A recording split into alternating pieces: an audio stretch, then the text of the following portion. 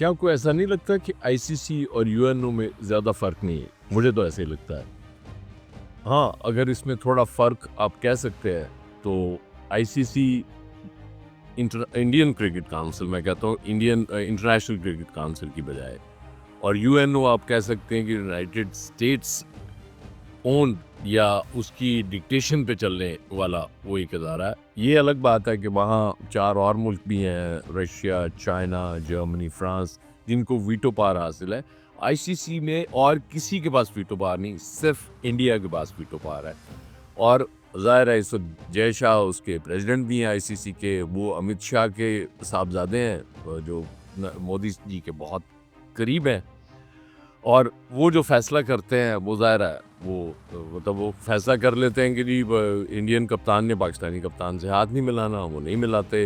वो फैसला करते हैं अंडर 19 का मैच अगर इंडिया के साथ है तो बांग्लादेशी कप्तान के साथ हाथ नहीं मिलाना, नहीं मिलाते। मुस्तफ़िज़ुर रहमान खेल रहे होते हैं केकेआर की तरफ से, और शाहरुख खान पे इतना प्रेशर पड़ता है कि उनको वहाँ से निकालना पड़ता है। उसके बाद फिर ये अगर कहा जाए बांग्लादेश से कि एक प्लेयर को वो सिक्योरिटी नहीं दे सके और पूरी टीम को सिक्योरिटी देंगे, तो ये तो पॉसिबल नहीं है। आईसीसी ने कल तक बांग्लादेश से जवाब मांगा है कि जी हमें बताएं कि आपने इंडिया आके खेलना है या नहीं खेलना। उसके बाद ये हो रहा है कि वो शायद स्कॉटलैंड को चांस दिया जाएगा। इधर पाकिस्तान भी ये सोच रहा है कि हम इजहार यकजहती करें बांग्लादेश के साथ। फिलहाल वर्ल्ड कप की तैयारियां भी रोक दी हैं, लेकिन मेरे ख्याल में ये वाइज डिसीजन नहीं होगा कि हम वर्ल्ड कप का बायकॉट करें। हाँ, उस सूरत में ज़रूर ऐसा करना चाहिए जब कोई बड़ी क्रिकेटिंग नेशंस में से कोई ऑस्ट्रेलिया या इंग्लैंड हमारा साथ दें, फिर हो सकता है।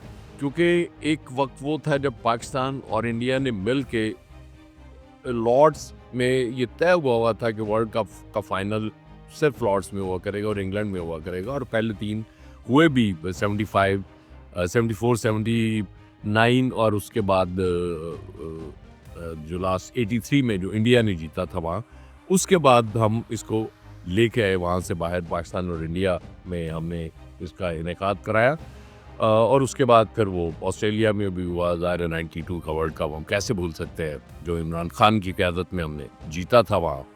इंग्लैंड को शिकस्त दी थी फाइनल में, और वो वसीम अकरम की 2 गेंदें क्या कमाल के, जिन्होंने मैच का पासा पलट दिया।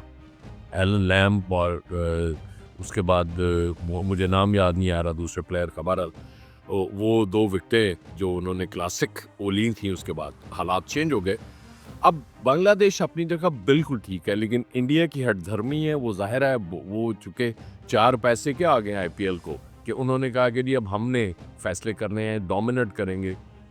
आज से पहले क्रिकेट की तारीख में इतना मुतनाज़ा वर्ल्ड कप नहीं हुआ, कभी भी नहीं हुआ। ये क्रिकेटिंग नेशंस को सोचना पड़ेगा कि वर्ल्ड कप हमेशा किसी ऐसे मुल्क में हो जहाँ कोई कंट्रोवर्सी ना हो, जहाँ कोई शिद्दत पसंदी ना हो, जहाँ इंतहा पसंदी ना हो, और सबसे बड़ी बात है जहाँ कोई नरेंद्र मोदी ना हो।